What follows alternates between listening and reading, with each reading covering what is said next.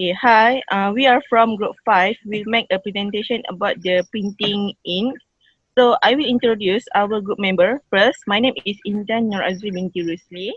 Other members is Fatin Shakila, Fatin Shamimi, Nur Atika Raihana, and Nur Alia Amran.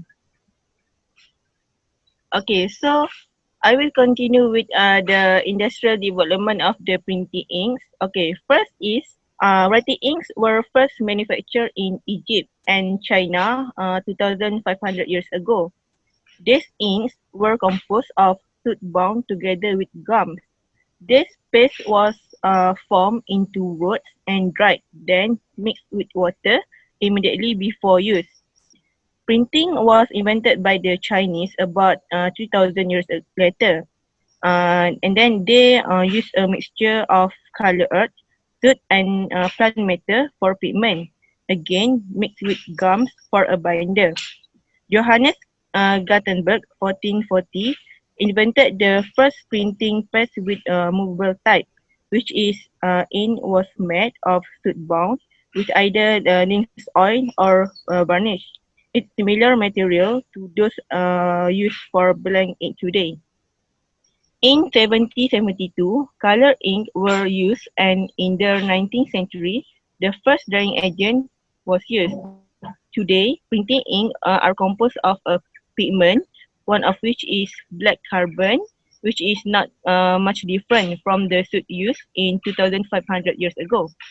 And then today's printing ink also are composed of a binder, which is oil, resin, or varnish, a solvent, and various additives such as drying and chelating agents. So the ink produced depends on the type of surface that it will be printing on and the printing method that will be used. So different ink are produced to suit these different conditions. So that's all from me. I will pass to the next presenter. Okay, hi. My name is Atika Rehana and I'll be presenting about the raw materials of ink printings. So basically there are four materials which are pigments, solvent, binder and additive. So let's start with the first material. Next slide please. Pigment. Okay. The major role of pigment is to color the ink. Pigment also can provide gloss, abrasiveness, and resistance to attack by light, heat, solvents, and etc. Special pigments are also used in ink printings, which are extenders and opacifiers. Extenders are transparent pigment which makes the color of other pigments appear less intense. Opacifiers are white pigments which make the pin opaque so that the surface below the pin cannot be seen. So if you look to the table on the right side, this is the common printing ink pigments. In the first row, inorganic white or opacifiers, the compound that made up the color are titanium dioxide or zinc oxide. And meanwhile, for extenders, the compound involved are calcium carbonate and talc, mixed oxides of magnesium, calcium, silica, and aluminium. So same goes to other colors. Each colors are made up from different compound. Next slide. Okay, moving on to the second material, which is binders. Okay, resins are primary binders used in ink printings. So what the resins do is that they bind the other ingredients of the ink together so that they form a film and bind the ink to the substrate. Binders also keep the pigment uniformly dispersed in the fluid ink solvent and contributing to the properties of gloss and resistance to heat, chemicals, and water, similar like pigment before. And many different resins are used, and typically more than one resin is used in a given ink. So these are the example resins that are being used in this industry, specifically in ink printings, which are acrylics, alkyds, cellulose derivatives, rubber resins, ketones, formalics, formaldehyde, and phenolics. Next slide. Next, please. Okay, the third one is solvent. Solvent keep the ink in liquid form when it is applied to the printing plate or cylinder until it has been transferred to the surface to be printed. So at this point, the solvent must separate from the body of the ink to allow the image to dry and bind to the surface. Some printing processes require a solvent that evaporates rapidly, which we call them volatile solvents. So the volatile solvents are the ones that have boiling points below 120 degrees Celsius. So these are the examples of the volatile printing ink solvents: methylated spirits, ethyl acetate, isopropanol, and N-propyl acetate. So as you can see, their boiling points in all in below all are below 120 degrees Celsius. Next slide. Okay, last but not least is additives. Many different types of additives are used to alter the final properties of the pen. There are 6 additives, which are plasticizer, wax, dryer, gelatin agent, surfactant, and alkali. Okay, the first one, plasticizer. The function of it is to enhance the flexibility of the printed film. For example, dibutyl phthalate. And for wax, they promote sharp resistance. For example, carnauba. Carnauba is an exudate from the leaves of Carpodicia prunifera. This is the scientific name. These leaves consist of esters of hydroxylated unsaturated fatty acid with at least 12 carbon atoms in the acid change.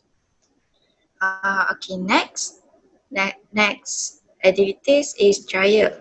Dryer, back please. Dryer catalyzes the oxidation reaction of inks which dry by oxidation.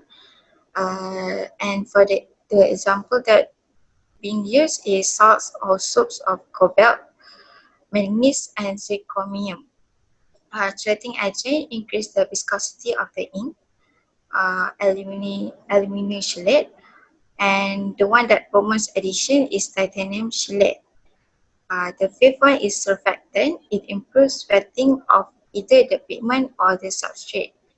The surfactant used to the ink printing is very small. It varies in small amount, which is around 0.1%. And last but not least is alkali. Alkali controls the viscosity or solubility of acrylic resins in water-based inks. So I pass to the next presenter. My name is Fatin Shamimi binti Ahmad Syukur. Now I will explain about the general classification and general properties of printing ink. Like my friend told you before, printing inks are composed by a pigment, a binder, a solvent, and also it's composed by the various additives such as drying and chelating agent. So what is the general properties of printing ink? For density, it's actually density is defined as under 20 degrees C, okay, which is the weight per unit volume of ink, and the unit is gram over centimeter per cube. The density is actually decided by the raw material that's Atika explained before, and percentage, and it's influenced by outside temperature. In ink density has certain relationship with printing process, and the density will influence the ink consumption during the printing process. Under same condition, the bigger density is, the more ink it will be used. So the large density is usually mainly caused by a large density pigment in the ink. In the printing process, the vehicle cannot transfer the high density pigment, so it leads to the accumulation of pigment and solid particles on the ink roller, in the PS plate, in the blanket, that it causing clogging. So it will happen especially in high-speed printing work or by low concentration. In addition, mixture of high density ink and low density ink, or the density difference is too big, so it can cause ink stratification. The low density ink will floating while the high density ink will sink. In this way, the surface of ink will more close to color of low density ink, and bottom of the ink will close to the high density ink. Generally, printing ink density is between 1 gram centimeter cube and 2.25 grams per centimeter cube. Okay, next is fineness. What is fineness? Fineness is the depression of pigment, stuffing, and other solid compound in vehicle, or we can call it as dispersity. It indicates the size of solid particle and dispersity in the vehicle. The ink fineness is good means the solid particle fineness is good. So at the same time, the dispersity of solid particle is also good. Okay. Besides that, fineness of the ink also depends on the wet level of pigment from vehicle, ink mixing, and rolling grain. The fineness of the ink will influence the ink rheology, fluidity, and stability, printability. It is very important for the quality spec. Okay, and then the bad fineness and big size of solid particle will cause clogging in offset printing and also in gravure printing. So it will destroy the plate and the scraper. And due to non-uniform dispersion of the pigment, the intensity of the color of the ink cannot be fully realized. So when it cannot be fully realized, it will influence the ink tiny strength, dry, and also gloss. The last one is transparency. What is the meaning by transparency in printing ink? Transparency means the level of ray refraction or transmission that produced by the ink. Transparency in the printing is a uniform coating in film makes background object appear to the level of its original color. So when transparency of ink is low, the background is not fully apparent. So it will cover the background to a certain extent, so the performance is also known in opacity. Okay, there are relationship between the transparency and opacity in which is inversely proportional relationship. Okay, besides that, transparency is measured by the thickness when ink completely convert the ground color ink. When it's thicker, so the higher transparency it is, and the low opacity it is. Transparency also depends on the ink pigments and binders refractive index difference and be in line with pigment dispersity.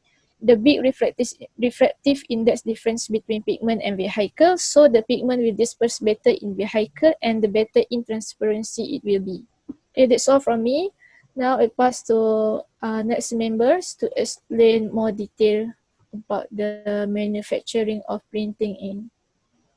Ink is actually manufactured in two steps. The first one is varnish manufacture, and the second step is pigment dispersal. I will explain about the first step, which is varnish manufacture, and my friends Alia will explain about the second step, which is pigment dispersal. Okay, varnish. All of us know that varnish is a clear liquid that solidifies as a thin film, and it binds the pigment to the printed surface and provides the printability of the ink and wets the pigment particles. Okay, and then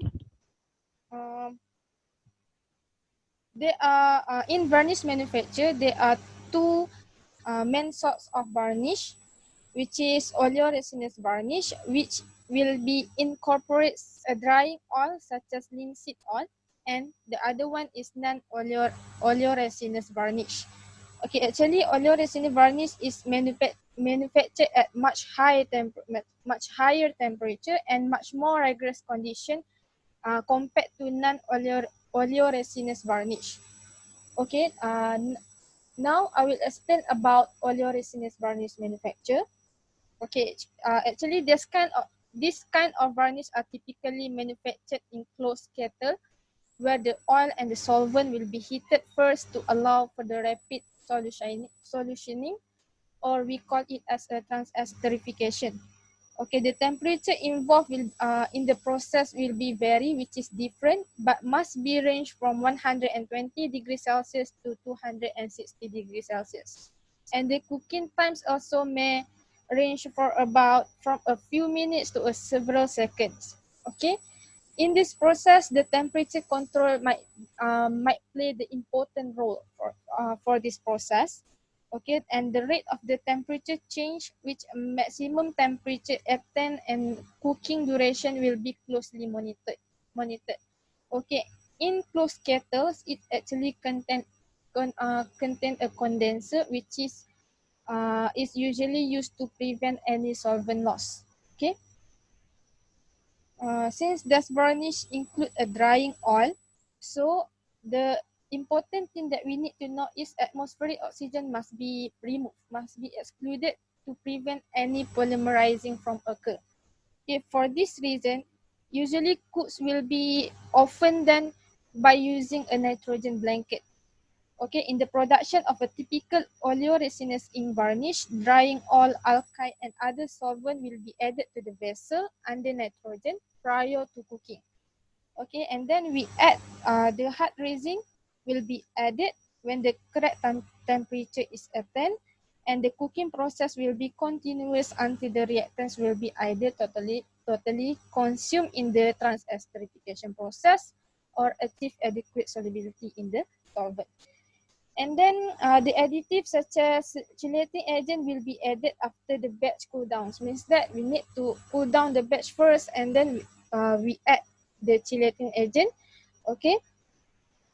And finally, the varnish mixture must be reheated, okay, to obtain the target rheological properties. What is rheological properties is about the how particular fluid flows. And when the varnish is produced, the varnish produced will be tested before sending it to the storage tank. Okay, now I will show you guys a common classes of printing in additive, which is there is a lot several common classes besides chelating agent of additive that we can use, and Atika has mentioned it before, which is plasticizers, wax, dryer, antioxidant, surfactants, alkali, and deformer. And every single additive has their own function and typical example. And okay, next is this is kettle setup for oleoresinous varnish. Okay, this is condenser that I have mentioned it before, which is it is used to prevent any solvent loss. And this is where the nitrogen input and solvent and resin, this is the place where the solvent and resin was added. Okay. Now I will explain about non-oleoresinous varnish manufacture. Okay, actually varnish of this type are usually simple resin solution, which they do not require high temperature to effect a reaction like the oleoresinous varnish one. Okay, they are manufactured by breaking up the resin particles and dissolve them in a solvent in either a cavitation or a rotor or stator mixer. Okay, if we use cavitation mixer contain a sawtooth disc on the driven shaft and are usually used to produce high viscosity resin solution compared to the one that are using a rotor or stator mixer. And usually cavitation mixer can operate at variable speeds. Okay, but in rotor or stator mixer, they can operate at a fixed speed. Okay, so varnish produced and usually varnish produced in rotor or stator mixer must be of lower viscosity than those that produced in cavitation mixer because of the agitation in the mixer is much less. Okay, and the one thing that we have to know is heat sensitive resin cannot be used in a rotor or starter mixer because of the high friction within the mixer will produce high temperatures. Okay, that's all from me. I will pass to the next presenter to explain about the second stage, which is pigment dispersal. Okay, I will continue with second step in making ink, painting ink, which is the primary purpose of this process, dispersion process, is to break down pigment agglomerate to their optimum pigmentary particulate size and distribute these pigment particles evenly throughout the similar medium. For example, the carrier. Once varnish has been produced, like in step 1, the pigment is mixed into it. At this point, the pigment particles clump together. This clump must be broken up, and the pigment dispersed evenly through the resin by 3 roll mill. Next.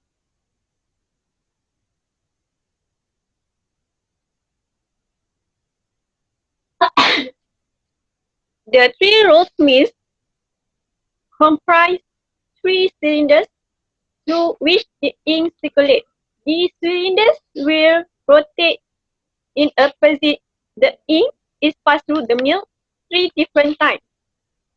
Certain more difficult to mill pigments may need to be passed through the mill an additional time. This means that if the pigment is in a large particle, that means it needs an additional time to make sure it will disperse correctly.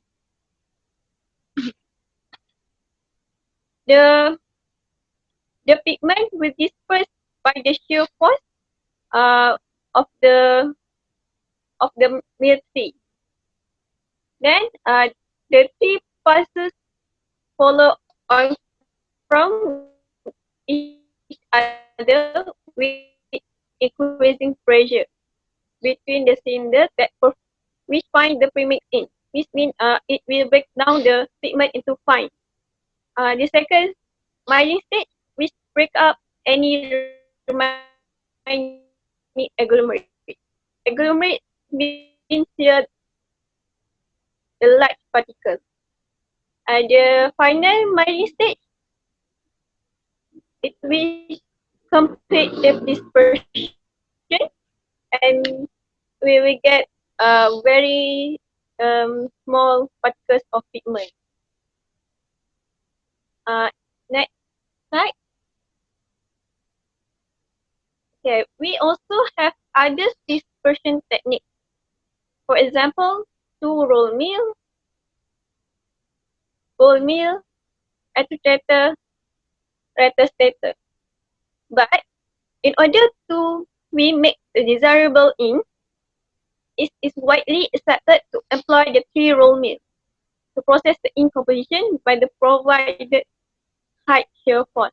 Means that these 3 roll mill have high shear force that can make the ink is very thin. So other kinds of mills are also used.